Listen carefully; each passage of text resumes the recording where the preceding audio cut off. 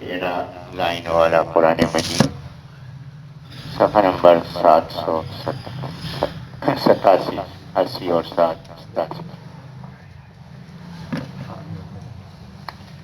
صفحہ number 787، 5ویں line, پارہ number 29، سورۃ الملک، آغاز آیت نمبر 3۔ اعوذ باللہ من الشیطان الرجیم، بسم اللہ الرحمن الرحیم۔ الذی خلق 7 سماوات طباقا ما تری فی خلق الرحمن من تفاوت فارجع البصر هل تری من فطور ثم ارجع البصر كرتين ينقلب إليك البصر خاسئا وهو حسير ولقد زينا السماء الدنيا بمصابيح وجعلناها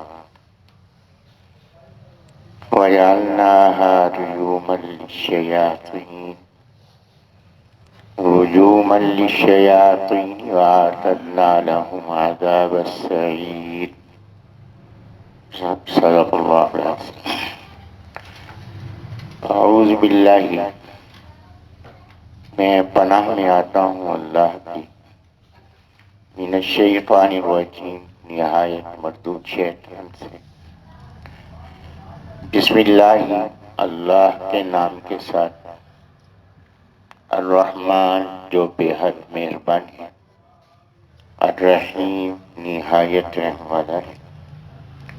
اس سے پہلے اللہ تبارک و تعالیٰ نے 4 دعوے فرمائے، اپنے وجود کا دعویٰ کیا، اللہ تبارک و تعالیٰ نے اپنی صفات کے کمال کا دعویٰ کیا۔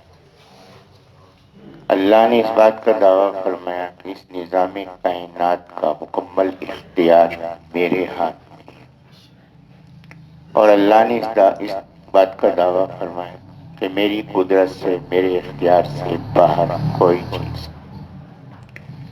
اس کے بعد دلائل کا آغاز فرمایا، دلیل بیان فرمائی زندگی اور موت سے، موت کا ذکر پہلے فرمایا، زندگی کا ذکر بعد میں فرمایا، کہ انسان پر فنا کی کیفیت تھی، مختلف مراحل سے گزرنے کے بعد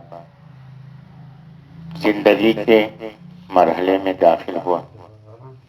یہ زندگی عمل کے لیے ہے، عارضی زندگی ہے اور دائمی زندگی کو بنانے کا ذریعہ۔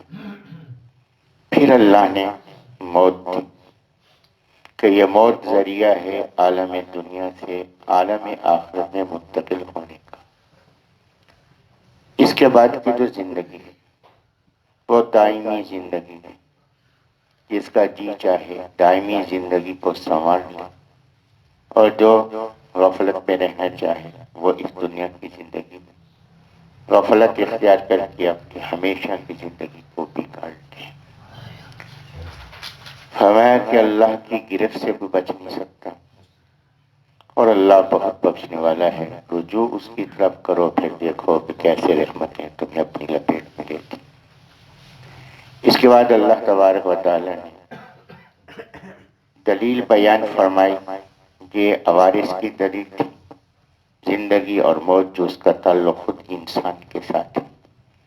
اب اللہ نے یہ ترغیب دی ہے کہ کائنات کو دیکھو، اور اس کائنات کو دیکھنا عقلی لحاظ سے تمہیں اللہ سے آگاہ کرے گا اور اللہ کی معرفت عطا کرے گا۔ فرمایا الذی وہ ہے جس نے خلق پیدا کیا 7 سماوات 7 آسمانوں کو طباقا تہ بتہ، کہ اللہ نے یہ جو آسمان تمہیں نظر آ رہا ہے، اول تو یہ ضروری نہیں کہ یہ آسمان ہی ہے، یہ اس کا نیلا رنگ ہے جو نظر آ رہا ہے، ہو سکتا ہے کہ آسمان اس سے بھی اوپر ہو۔ فرمایا یہ آسمان جو تمہارے اوپر ہے، اسے تم دیکھ رہے ہو، یہ صرف ایک آسمان نہیں، بلکہ تہ بتہ 7 آسمان، اور اس سے اللہ کی قدرت کی وسعت معلوم ہو رہی ہے کہ یہ زمین اتنی وسیع ہے کہ ہم ایک کونے سے دوسرے کونے کو نہیں دیکھ سکتے۔ پورے دنیا کے ممالک کا دورہ کرنے والے بھی دعویٰ نہیں کر سکتے کہ ہم نے پوری زمین کو دیکھ لیا ہے۔ یہ زمین جس کو تم نہیں دیکھ پاتے، سورج اس سے 13 لاکھ گنا بڑا ہے۔ پھر یہ سورج صرف اکیلا سیارہ نہیں، بلکہ اتنے سیارے ہیں کہ بعض ایسے سیارے بھی ہیں کہ یہ سورج جو زمین سے 13 لاکھ گنا بڑا ہے، ایک ایک لاکھ سورج ایک ایک سیارے میں سما جائے۔ پھر یہ سیارے، ان کی تعداد کو آج تک گنا نہیں جا سکا۔ ان ستاروں کی تعداد تو کیا، ان ستاروں کے جھرمٹ ہیں، ان ستاروں کے جو جھرمٹ ہیں، اور ایک ایک جھرمٹ میں بے شمار سیارے ستارے، اور یہ جھرمٹ کتنے ہیں ابھی تک ان جھرمٹوں کی گنتی نہیں ہو سکی، تو ان سیاروں کی گنتی کیسے ہو سکتی ہے؟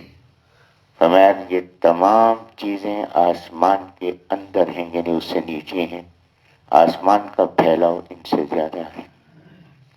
پھر یہ پہلا آسمان، پھر نبی علیہ السلام نے اس کی خبر دی۔ فرمایا کہ یہ جو 7 آسمان تہ بتہ ہیں، جڑے ہوئے نہیں ہیں، ان دونوں ایک آسمان سے دوسرے آسمان کا فاصلہ اتنا ہے جیسے زمین سے آسمان کا فاصلہ ہے۔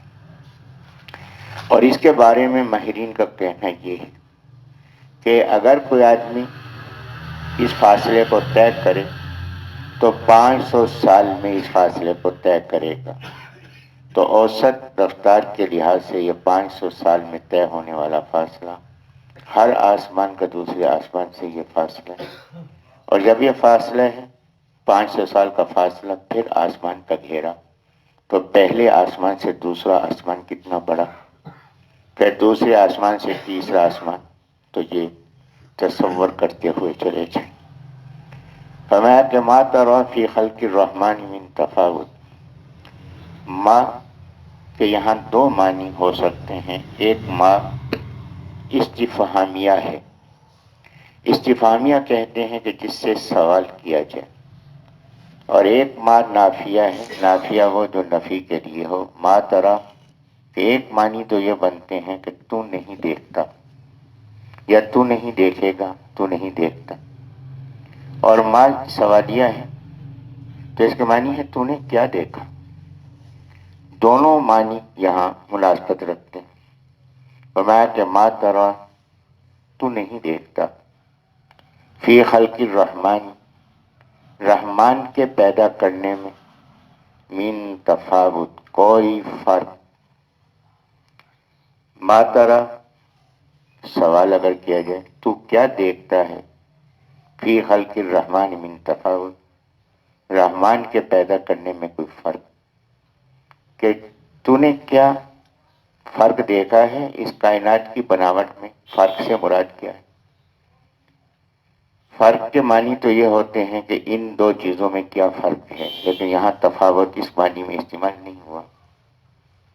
یہاں یہ معنی ہوا، یہ اس معنی میں استعمال ہوا ہے کہ اللہ کے ہر کام کے اندر سلیقہ ہے، حکمت ہے۔ کیا کسی کام میں فرق دیکھتے ہو؟ کوئی چیز ایسی بھی تم دیکھتے ہو جو اللہ نے فضول پیدا کی ہو، خلاف حکمت ہو؟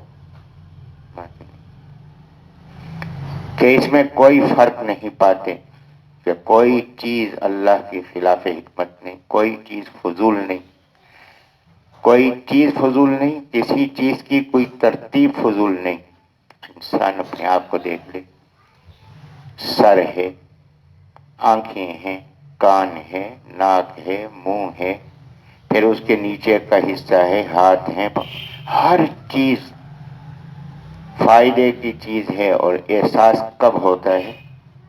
کہ جب کوئی کسی چیز کا نقصان ہو، معلوم ہوتا ہے کتنی بڑی نعمت سے محروم ہو گئے۔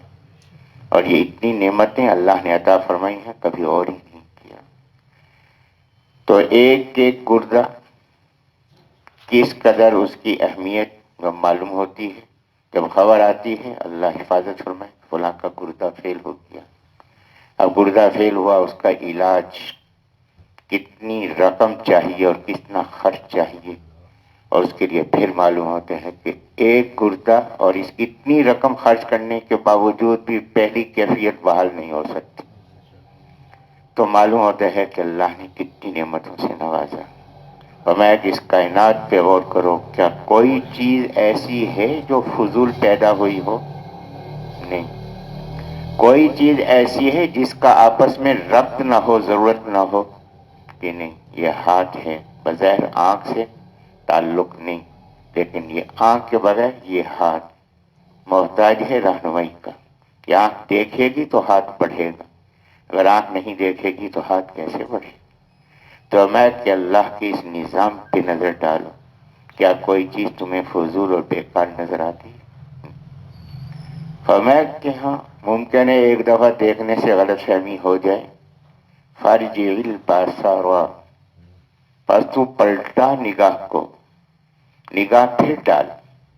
راجع یرجع رجوعا کے معنی ہے پلٹنا، ارجع یرجع ارجان کے معنی ہے پلٹانا۔ تو اپنی نگاہ کو پلٹا پھر ڈال، کہ دیکھ کہ شاید پہلی بار دیکھنے میں غلطی ہو گئی ہو، کہیں نہ کہیں کوئی فرق نظر آ جائے۔ فرمایا کہ فارجع البصر، تو پلٹا نگاہ کو، هل تری من فطور، کیا تو نے کوئی شگاف دیکھا؟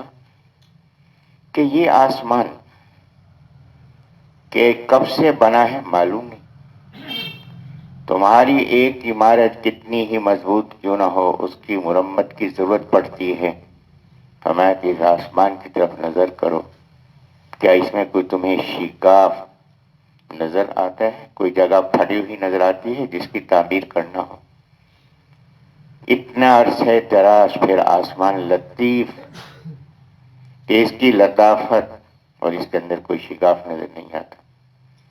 پھر شگاف کے ایک معنی تو یہ ہے کہ پھٹی ہوئی چیز، اور شگاف کے دوسرے معنی ہے باہمی ربط۔ اور میں کہ آسمان سے زمین تک، زمین سے آسمان تک نظر دوڑاؤ، کیا کوئی چیز ایسی نظر آتی ہے جس میں شگاف یعنی ایک چیز کا دوسری سے تعلق نہ بنتا ہو؟ سورج آسمان پر، انسان زمین پر۔ سورج کی روشنی کی ضرورت بھی ہے، سورج کی حرارت کی ضرورت بھی ہے، باہمی ربط ہے کہ زمین کی ہر چیز، حتیٰ کہ بذات خود زمین کو اس آسمان کی ضرورت، اس سورج کی ضرورت۔ کیا سورج بے نیاز ہے باقی اشیاء سے؟ نہیں۔ سورج محتاج ہے کن کا؟ ستاروں کا، چاند کا۔ سورج کو چلنے کے لیے راستہ چاہیے، محتاج ہے آسمانی اس راستے کا جو اس کے لیے اللہ نے مقرر کیا ہے۔ سورج محتاج ہے مشرق اور مغرب کا۔ فرمایا کہ کوئی چیز تمہیں ایسی نظر آئے جس کا دوسری چیز سے تعلق نہ ہو؟ فرمایا کہ ایسا نہیں، کہ ان کے درمیان شگاف نہیں، یعنی ایسا ہے کہ بے ربط کوئی چیز دنیا کے اندر نہیں، ہر چیز دوسری چیز کے ساتھ مربوط ہے۔ ثم ارجع البصر، ہو سکتا ہے کہ ایک دفعہ دیکھنے میں غلطی ہو گئی ہو، دوبارہ دیکھنے میں غلطی ہو گئی ہو، ہے کہ ہمارا چیلنج ہے۔ ثم پھر، کہ نگاہ تھک گئی تو یہاں فا کی بجائے ثم، چلو کچھ وقت گزار لو، نگاہ بحال ہو جائے پھر نگاہ دوڑاؤ۔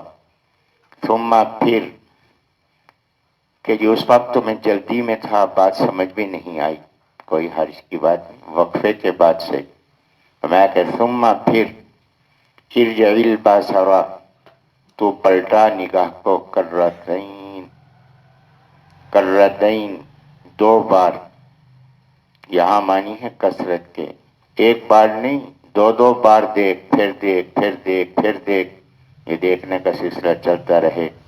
فرمایا کہ یہ ہم بتا دیتے ہیں نتیجہ کیا ہوگا۔ ینقلب، پلٹ آئے گی، الیکا تیری طرف، البصر نگاہ، خاسئا ذلیل ہو کر، وہو حسیر اس حال میں کہ وہ تھکی ہوئی ہوگی، کہ نگاہ تھک جائے گی، رسوا ہو جائے گی، ذلیل ہو جائے گی، ناکام ہو جائے گی، لیکن کوئی خامی تلاش نہیں کر سکتی۔ فرمایا کہ یہ آسمان اور آسمان میں ستارے، فرمایا کہ کیا یہ فضول ہے؟ نہیں۔ وَلَقَدْ یقیناً یقیناً زینا، ہم نے زینت دی، السماء الدنیا، پہلے آسمان کو۔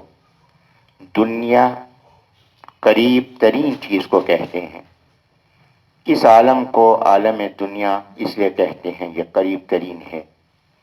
تو یہ آسمان جو سب سے پہلا آسمان ہے، اس کو آسمان دنیا کہتے ہیں کہ یہ قریب ترین آسمان ہے۔ فرمایا کہ یہ جو پہلا آسمان ہے اس کو ہم نے زینت دی، بِمَصَابِیحَ، چراغوں کے ساتھ، کہ اللہ نے ستاروں کو چراغ فرمایا کہ چراغوں کے ساتھ ہم نے زینت دی۔ وَجَعَلْنَاهَا، اور ہم نے بنایا ان کو، ان چراغوں کو، رجوما للشیاطین، شیاطین کے لیے دھتکارنا، وَأَعْتَدْنَا، اور ہم نے تیار کیا، لہم ان کے لیے، عذاب السعیر، بھڑکتی آگ کا عذاب۔ یہاں اللہ نے افادیت بیان فرمائی ستاروں کی، اور قرآن مجید میں جو ستاروں کی افادیت اللہ نے بیان فرمائی، دو فائدے یہاں بیان فرمائے، ایک فائدہ قرآن مجید میں دوسری جگہ بیان فرمایا۔ بنیادی طور پر تین فائدے بیان فرمائے ان ستاروں کے۔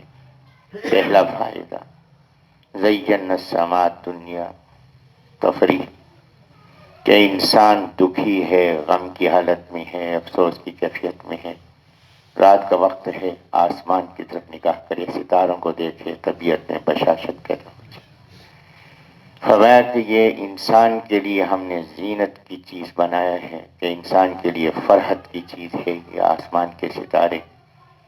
تو فرمایا کہ ایک بڑا فائدہ، انسان کیا ہے، دنیا کے اندر کیا چاہتا ہے، فرحت چاہتا ہے، طبیعت کی راحت چاہتا ہے، تو یہ منظر، سفر کر رہا ہے، کہاں جا رہے؟ جی سفر کر رہا ہوں، باغات کی طرف جا رہا ہوں، سرد علاقے کی طرف جا رہا ہوں، خوش مناظر کی طرف جا رہا ہوں۔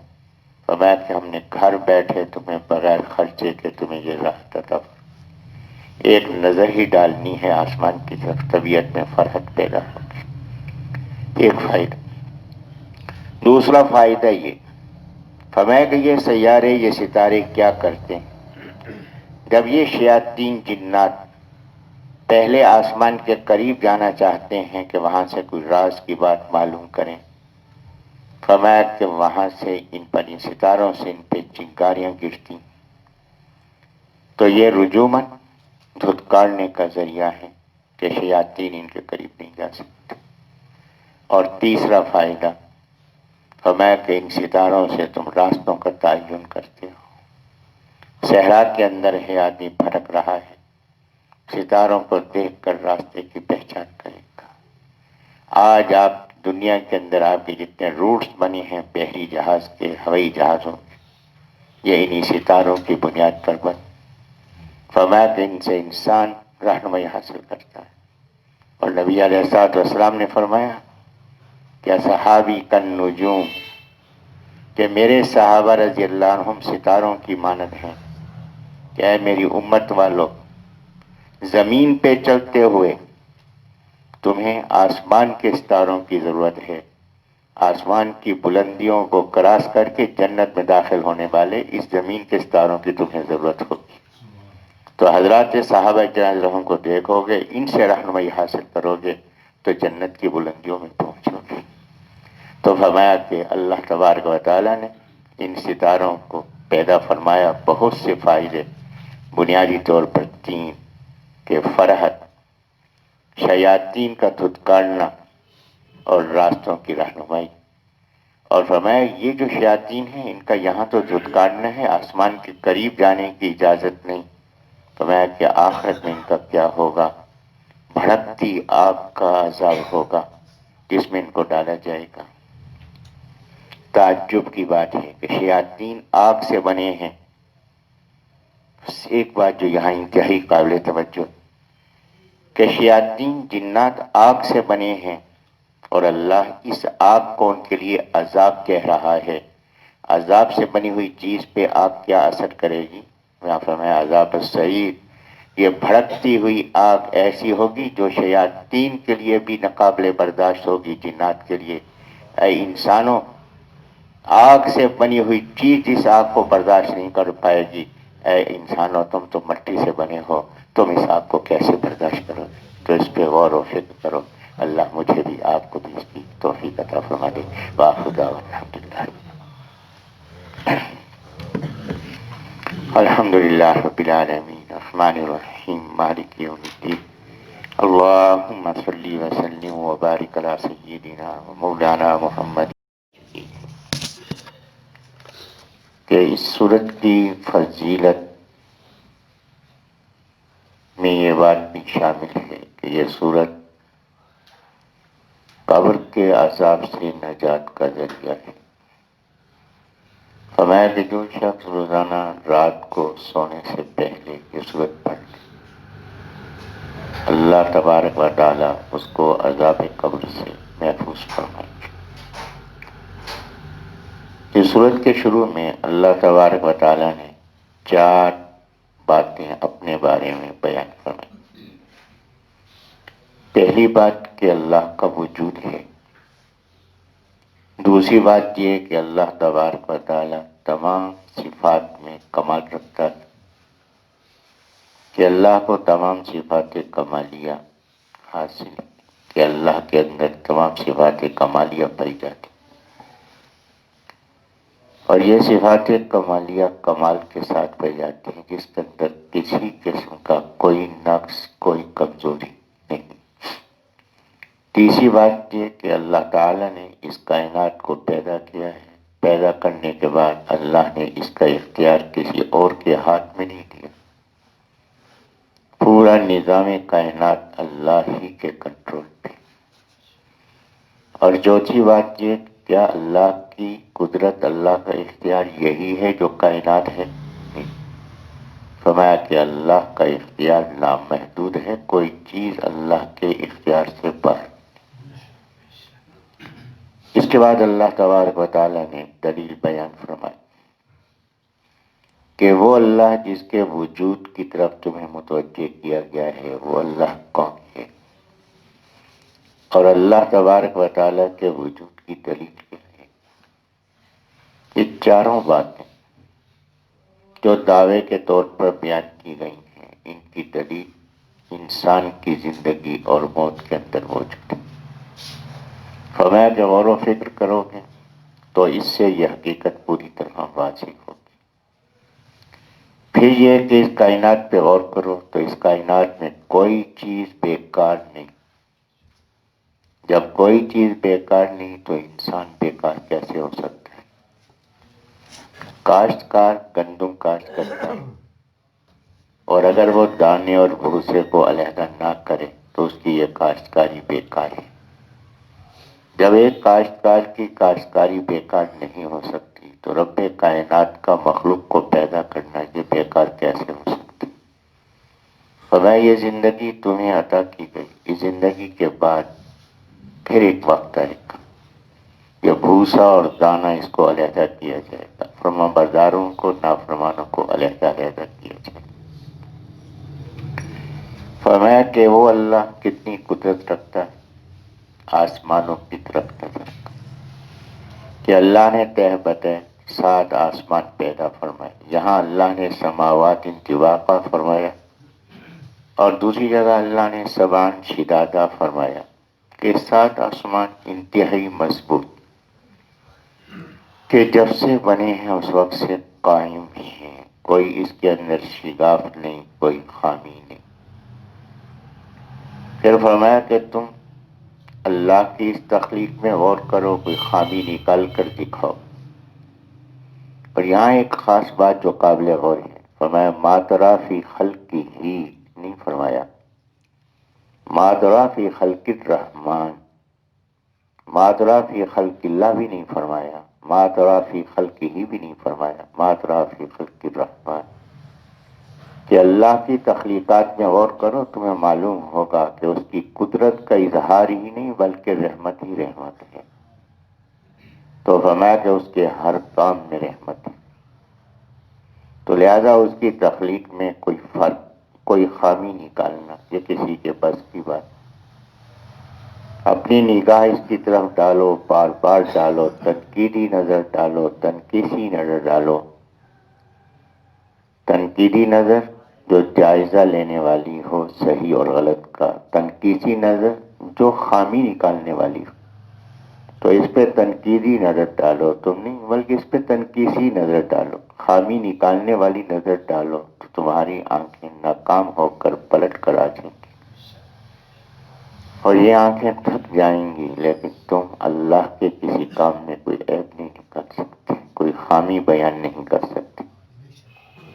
پھر اللہ تبارک و تعالیٰ نے متوجہ کیا آسمان کے ستاروں کی طرف، فرمایا کہ آسمان کو، یہ جو پہلا آسمان ہے اس کو اللہ نے زینت دی ستاروں کے ساتھ، اور 3 کام گزارش کیے گئے تھے۔ 2 باتیں اللہ نے یہاں بیان فرمائی، ایک بات قرآن مجید میں اور جگہ بیان فرمائی کہ ان ستاروں سے فائدہ کیا ہے۔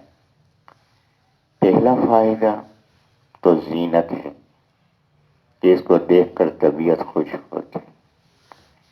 دوسرا فائدہ فرمایا تمہیں معلوم نہیں، وہ یہ ہے کہ شیاطین جنات جو آسمانوں کے قریب جاتے ہیں، یہ ان کو وہاں قریب جانے سے روکنے کا ذریعہ ہے۔ وہ کیسے؟ کہ جس وقت یہ جنات شیاطین قریب جاتے ہیں آسمان کے، تو ان ستاروں سے آگ کے شعلے نکلتے ہیں۔ یہ آگ کے شعلے، کل بھی یہ بات گزارش کی گئی تھی کہ یہ کب سے نکلتے ہیں۔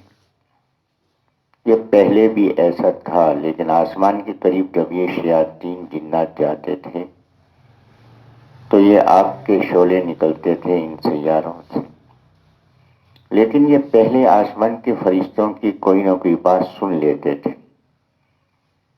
اور پھر آگ کے اپنے جو ہم نوا ہوتے تھے انسانوں میں، جن کو کاہن کہتے ہیں، اور اس وقت تو کاہن ایسے ہوتے تھے جن میں کچھ حقیقت تھی، لیکن آج کے نجومی تو وہ ہیں جن کی یہ حقیقت بھی نہیں، کہ یہ جنات جو تھے وہ آ کے ان کو آسمان کی خبر ادھوری وغیرہ آ کے بتا دیتے تھے، جتنی سن لیتے تھے اتنی آ کے بتا دیتے۔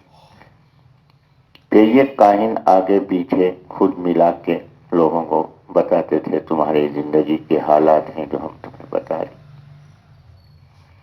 جب نبی علیہ الصلوۃ والسلام کی تشریف آوری کا وقت آیا تو پھر بالکل ان کو قریب جانے سے روک دیا گیا، شعلوں کی تعداد بڑھ گئی، شعلوں کا سلسلہ پہلے جاری تھا، لیکن پھر بھی کچھ نہ کچھ قریب جا کے سن لیتے تھے۔ لیکن نبی علیہ الصلوۃ والسلام کی تشریف آوری سے پہلے صورتحال یہ ہوئی کہ یہ بالکل قریب نہیں جا سکتے تھے، تو پریشان ہوئے کہ پہلے اتنی سختی نہیں تھی، اب جو سختی ہوئی ہے، واقعہ معلوم کریں زمین میں کیا کوئی چیز نئی سامنے آئی۔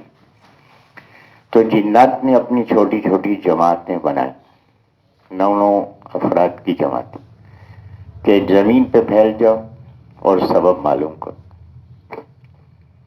یہ سبب معلوم کرتے رہے، نبی علیہ الصلوۃ والسلام تشریف لائے، اللہ نے نبوت عطا فرما دی۔ نبی علیہ الصلوۃ والسلام ایک سفر پر تھے، رات ایک جگہ حضرت نے پڑاؤ فرمایا، قیام فرمایا، فجر کی نماز آپ نے پڑھی، صحابہ کرام آپ کے جو چند ساتھ تھے، تو نبی علیہ الصلوۃ والسلام نے فجر کی نماز میں تلاوت فرمائی، تو جنات کی ایک ٹولی وہاں سے گزر رہی تھی، اس نے آواز سنی، وہ رک گئے۔ جب رک گئے تو قرآن مجید کہتا ہے کہ اللہ تبارک و تعالیٰ اس بات کی خبر دے رہے ہیں کہ وہ توجہ سے حضرت کی زبان مبارک سے کلام سننے لگے۔ کلام کس کا؟ رب کائنات کا۔ زبان کس کی؟ رحمت للعالمین صلی اللہ علیہ وسلم کی۔ تو جنات ایسے مگن ہوئے کہ ایک دوسرے سے کہا کہ انصتو، خاموش ہو جاؤ، یہ بات توجہ سے سنو۔ اور جب نبی علیہ الصلوۃ والسلام نے تلاوت مکمل کی تو یہ حضرت سے ملے نہیں، ملے بغیر وہاں سے چلے گئے۔ کیوں گئے؟ کہ یہ بات جو قرآن مجید میں اللہ فرماتا ہے کہ جلدی سے جا کر یہ پیغام اپنی قوم کو دیں۔ قوم سے جا کے کہا کہ اللہ کی طرف سے ڈر سنانے والے آ گئے، یہ کتاب اللہ کی کتاب ہے، یہ کلام اللہ کا کلام ہے، وقت ضائع مت کرو۔ فوری طور پہ نبی علیہ الصلوۃ والسلام پر ایمان لانے والے بن جاؤ۔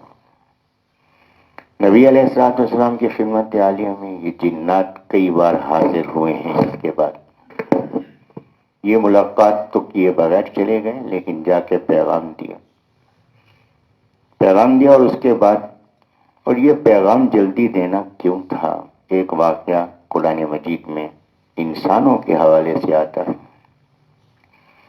کہ نبی علیہ الصلوۃ والسلام اپنے حضرات صحابہ کرام رضی اللہ عنہ کے ساتھ مدینہ منورہ سے باہر موجود تھے کہ اس اثنا میں حضرت نے دیکھا کہ اونٹ پر ایک سوار آ رہا ہے۔ نبی علیہ السلام نے فرمایا کہ اس کی توجہ تمہاری طرف ہے، تمہاری طرف آ رہا ہے۔ جب وہ آدمی قریب آیا، حضرت نے سوال فرمایا کہاں کا ارادہ ہے، کہاں سے آئے ہو؟ اس نے کہا کہ حضرت میں بہت دور دراز سے آیا ہوں، اپنے اہل و عیال کو چھوڑ کر آیا ہوں، اپنے قبیلے خاندان کو چھوڑ کے آیا ہوں۔ حضرت نے فرمایا کہ کہاں کا ارادہ ہے، یہ سفر کیوں کیا ہے؟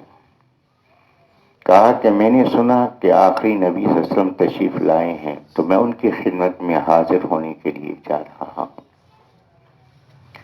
حضرت نے فرمایا جہاں تو پہنچنا چاہتا ہے وہاں تو پہنچ چکا ہے۔ اس نے وقت ضائع کیے بغیر کہا کہ حضرت آپ مجھے بتائیں کہ ایمان کیا ہے، اسلام کیا ہے۔ نبی علیہ الصلوۃ والسلام نے مختصر ترین کلمات میں اس کو یہ بتلایا۔ حضرت نے یہ بھی پوچھا کہ اتنے طویل سفر سے جو آئے ہو تو راستے میں کھانے پینے کا کیا انتظام تھا؟ اس نے کہا کہ حضرت مجھے جلدی تھی اور میں چاہتا تھا کہ کوئی لمحہ ضائع نہ ہو، تو میں نے راستے میں کھایا پیا کچھ نہیں، بس یہی ہے کہ اونٹ پہ بیٹھا ہوا چلا ہوں، راستے میں کہیں اگر پیاس بھوک لگی ہے تو پتے توڑ کے ان کو چباتا چلا آیا ہوں، اور اونٹ پہ میرا اسی طرح چلتے چلتے ہی پتے کھاتا ہوا آیا ہے۔ حضرت نے جب اس کو تعلیم دی، تعلیم دینے کے بعد حضرت نے فرمایا کہ تم رک جاؤ، کھانا کھا کے پھر جانا۔ اس نے کہا کہ نہیں حضرت، میں کھانے کے لیے نہیں رک سکتا، میں کھانے کے لیے رک گیا، اس اثنا میں میری قوم کا کوئی فرد دنیا سے گمراہی کی حالت میں چلا گیا، اس کا ذمہ دار کون ہوگا؟ یہ کہا اور پھر اجازت حضرت نے دی، تیزی سے اس نے اپنے اونٹ کو موڑا۔ جب اونٹ کو تیزی سے موڑا تو اس کے اونٹ کا قدم ایک جنگلی چوہے کی بل پہ پڑی، توازن برقرار نہ رہا، وہ آدمی اوپر سے نیچے گرا۔ حضرت نے فرمایا کہ دوڑو، اس کو اٹھاؤ۔ صحابہ کرام جب قریب گئے اٹھایا، فرمایا حضرت یہ دنیا سے جا چکا ہے۔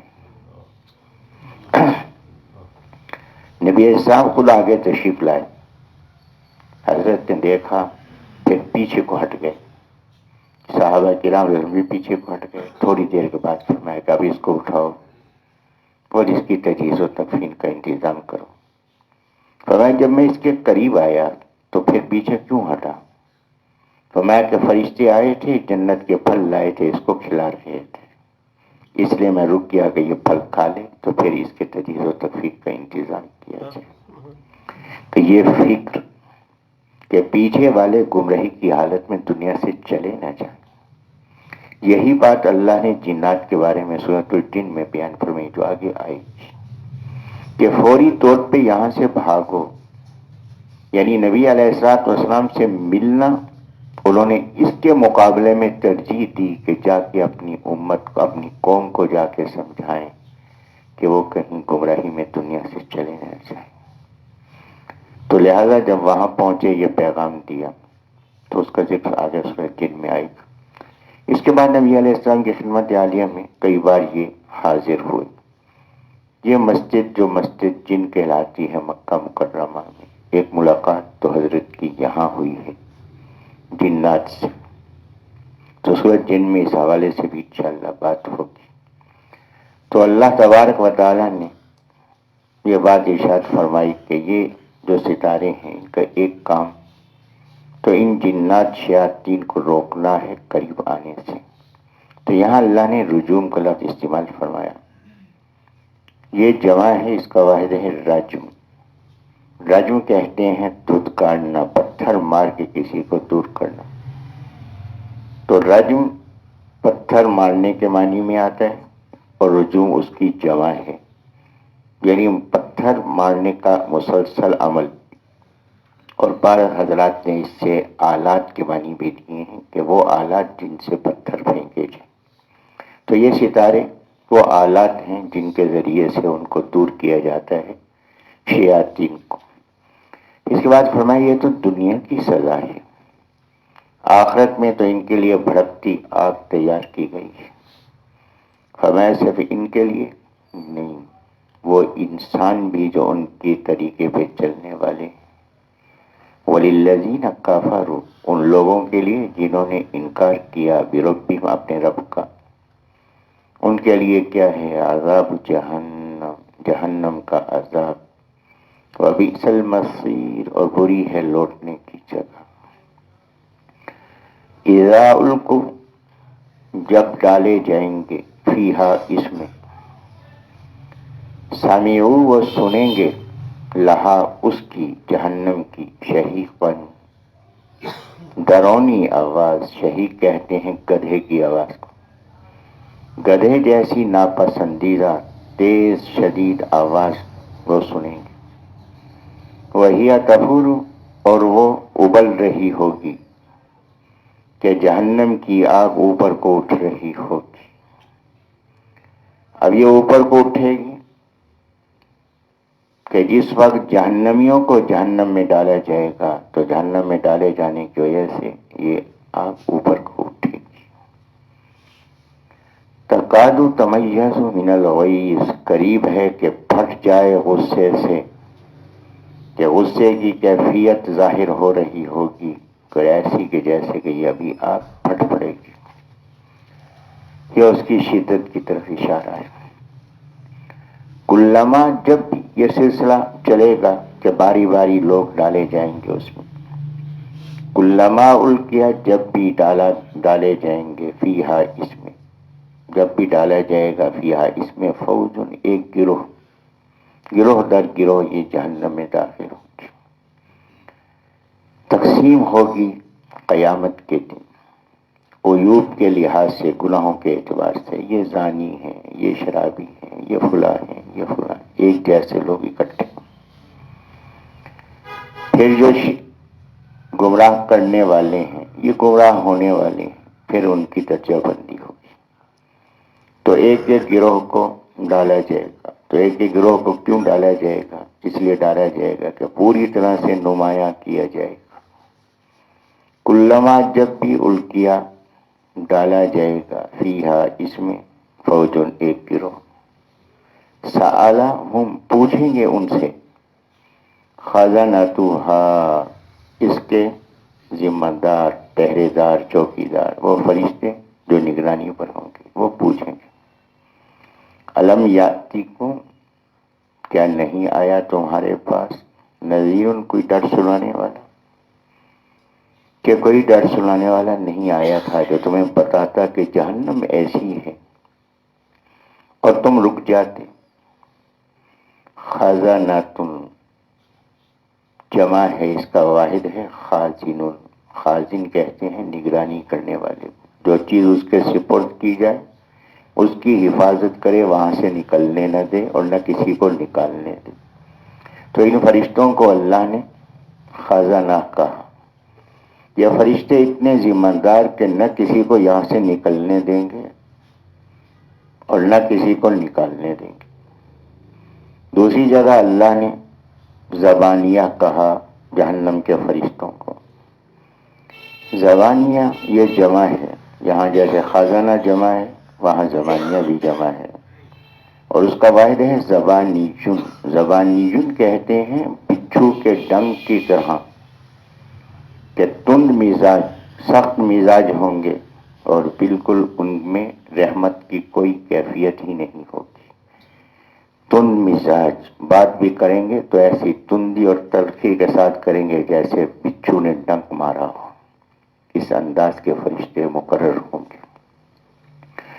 اور پھر جہنم کے لیے اللہ نے جو الفاظ استعمال فرمائے، یہاں تو اللہ نے سعیر کا لفظ بار بار استعمال فرمایا کہ جہنم کے جو نام آئے ہیں، ایک نام تو نار ہے. جہاں قرآن مجید میں نار الف لام کے ساتھ آیا ہے اس سے مراد جہنم کی آگ ہے. ایک لفظ استعمال ہوا قرآن مجید میں جہنم، جو یہاں بھی استعمال ہوا. جہنم کہتے ہیں اس آگ کو جو سزا کے طور پر دی جائے. جہیم، جہیم کہتے ہیں کہ گڑھا ہو اور اس کے اندر آگ ہو، اتنی گرم آگ ہو کہ گڑھے کو بھی آگ بنا دے. ایک لفظ بیان فرمایا سعیر، یہاں یہ لفظ کئی جگہ استعمال ہوا ہے، کئی دفعہ استعمال ہوا. بھڑکتی ہوئی، جس کی بھڑک میں کمی نہ آئے، فعیل کے وزن پر ہے کہ ایسی آگ جو بھڑک رہی ہو، ایسی بھڑکنے والی جو دوسرے کو بھی بھڑکا دے اور اس کے بھڑکنے میں کبھی کمی واقع نہ ہو. ایک لفظ استعمال فرمایا قرآن مجید میں سقر، سین قاف دو نقطے والا سقر. سقر کے معنی ہے کہ ایسی آگ جو جھلسا کے ختم کر دے، لیکن وجود ختم نہیں ہوگا، پھر اسی طریقے سے سلسلہ چلتا رہے گا. تو فرمایا کہ وہ پوچھیں گے کیا تمہارے پاس کوئی ڈر سنانے والا نہیں آیا تھا؟ یہ پوچھنا ہمدردی کے لیے نہیں ہوگا، یہ پوچھنا طنز کے طور پر ہوگا. ایک تو جہنم کی آگ، پھر اوپر طنز و استہزاء بھی سا کہ نہیں آیا تھا تمہارے پاس. قالو، وہ کہیں گے بلا، ہاں کیوں نہیں. قد جاءنا، یقیناً آئے تھے ہمارے پاس نذیر، ڈر سنانے والے، کہ ڈر سنانے والا تو آیا تھا. نذیر اس ڈر سنانے والے کو کہتے ہیں جو خیر خواہی میں ڈر سنائے. فکذبنا، پس ہم نے جھٹلایا، وقلنا، اور ہم نے کہا ما نزل اللہ، نہیں اتارا اللہ نے، من شیء، کسی چیز کو. اعوذ باللہ من ذالک، تم جھوٹ بول رہے ہو. اللہ نے کسی انسان کو نبی تو بنایا ہی نہیں، اللہ نے تم پہ وحی نازل کی ہی نہیں، ہم نے ان کو جھٹلایا. اور پھر ہم نے ان سے کہا کہ ان انتم، نہیں ہو تم، الا فی ضلال کبیر، مگر بڑی گمراہی کے اندر. پورا نظام ایک اللہ کیسے چلا سکتا؟ تم تو خلاف عقل بات کر رہے ہو. مرنے کے بعد جب یہ ریزہ ریزہ ہو جائے انسان، دوبارہ کھڑا کیسے ہو سکتا ہے؟ تم تو گمراہی کی بات کر رہے ہو. ہم نے ان سے یوں کہا. نتیجہ یہ ہوا کہ ہم نے ان کی بات کو قبول نہیں کیا. اے کاش کہ ہم ان کی بات قبول کر لیتے تو آج اس جہنم کی سختی میں نہ ڈالے جاتے. آگے مزید اللہ نے ان کی بات کا ذکر فرمایا جس پہ انشاءاللہ کل گفتگو ہوگی. اللہ مجھے بھی آپ کو بھی جہنم کے قریب جانے سے بھی محفوظ فرمائے. اللہ ہماری حفاظت فرمائے. وآخر دعوانا الحمدللہ رب العالمین. الحمدللہ رب العالمین الرحمن الرحیم مالک یوم الدین. اللہم صلی وسلم وبارک علی سیدنا مولانا محمد وبارک وسلم. اللہ